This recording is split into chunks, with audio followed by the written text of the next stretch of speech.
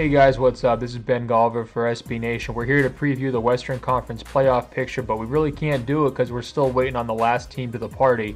It's either going to be the Utah Jazz or the Los Angeles Lakers. We can effectively rule out the Dallas Mavericks after the Lakers took a very important victory on Tuesday night at the Staples Center. Kobe Bryant and company stepped up in a way they really haven't very often this season. It's been such an inconsistent up and down year for the Lakers. But Tuesday had to be one of the high points. It was really a must-win game. They were able to pull it out, put the hard-charging Mavericks away, and now they can kind of focus their attention on the Utah Jazz as those two teams are going to race for that final 8th position.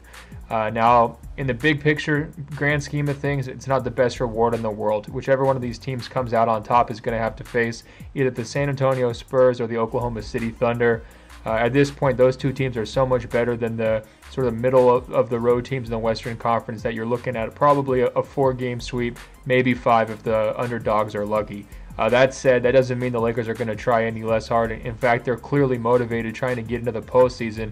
And by virtue of winning on Tuesday night, they tied the Utah Jazz. Right now, they're tied. But of course, that's not going to be enough.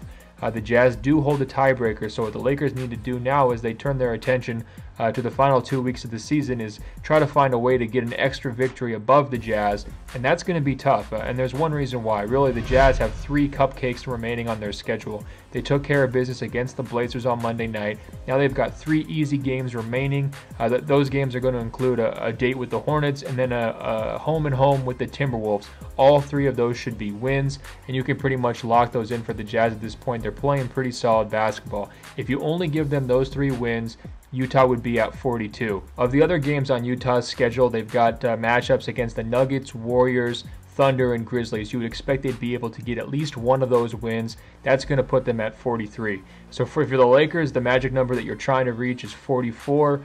Lakers, as of Tuesday rather, have 39 wins, so they've got to figure a way to get 5 wins down the stretch. Now, it's not impossible. The big advantage they have is that they play a lot at Staples.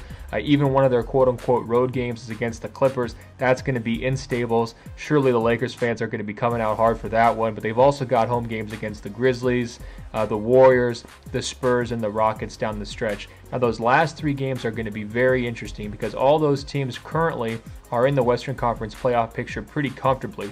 They could be in a position where seeding-wise, they don't necessarily want to play all of their star players or all their best players in the last week. So the Lakers could actually benefit from that if the Spurs decide to rest some guys, if the Rockets decide to give James Harden the last game of the year off, if the Golden State Warriors decide, hey, Stephen Curry, David Lee, we're going to give you a few nights, we're okay with our playoff seeding. That could be a position where the Lakers are able to, stack up 3 wins against 3 good teams that you might not expect they could beat on any given night, simply because the other teams are sort of strategically resting their guys. So that's going to be the big X factor in this playoff chase. We don't know who exactly the Lakers are going to be playing down the stretch and if they're going to be able to take care of business. They're going to have to do it without Metta World Peace, who had regular season-ending surgery on his knee, and also Steve Nash has been a question mark. He didn't play Tuesday. That's going to be a big question mark for them. Is he able to get back in time here for this final push? Because as I said, their backs are against the wall. They basically have to get every win they can get. We've been talking a lot about the Lakers, but be clear, the Jazz really control their own destiny here too. If they're able to continue this hot streak they've been on, take care of business against the weak teams, and then really push some of these better playoff teams as well, they're going to be in a position where, as long as they're tied or better, they're going on. Last year they got, summarily dismissed in the first round by the San Antonio Spurs, and there's really no reason to believe anything different would happen this year, but you never know. As for the other 7 teams that are already in there, there's going to be tons of storylines. I mean, imagine this. The Thunder facing the Rockets. The 2 teams involved in the James Harden trade could be facing off in a 2-7 matchup. How do the Thunder handle not having Harden? How do they defend him? Does Kevin Martin step up? Harden's replacement, is he able to give them that scoring punch off the bench? So many storylines in that one. Of course, you've got a really tightly packed middle of the road there with Denver, the Clippers, Memphis. How do those matchups shake up? Who gets the benefit of playing the Golden State Warriors? Who has to fight it out against the other teams in that mix? Those are open questions that we're not going to really know the answer to here until we get into the last week of the season, most likely because some of those teams are really separated by, basically a game and a half at this point, separates the Nuggets, the Clippers, and the Grizzlies. So those are the big questions. I guess we've got to see. It's still too early to know exactly who's going to face who. If you've got dream matchups, certainly it's the Thunder versus the the Rockets. And then you probably want to see Denver play Golden State. Both those teams can really score and get up and down the court. It'd be a lot of fun to watch.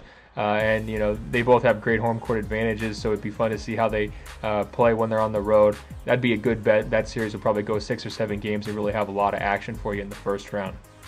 All right, guys, that's the Western Conference playoff preview. Once we have an idea whether it's Utah or LA, we'll be back to kind of break it down in more detail. But until then, if you're a Laker hater, cross your fingers that they can't get it done and they trip up here down the stretch.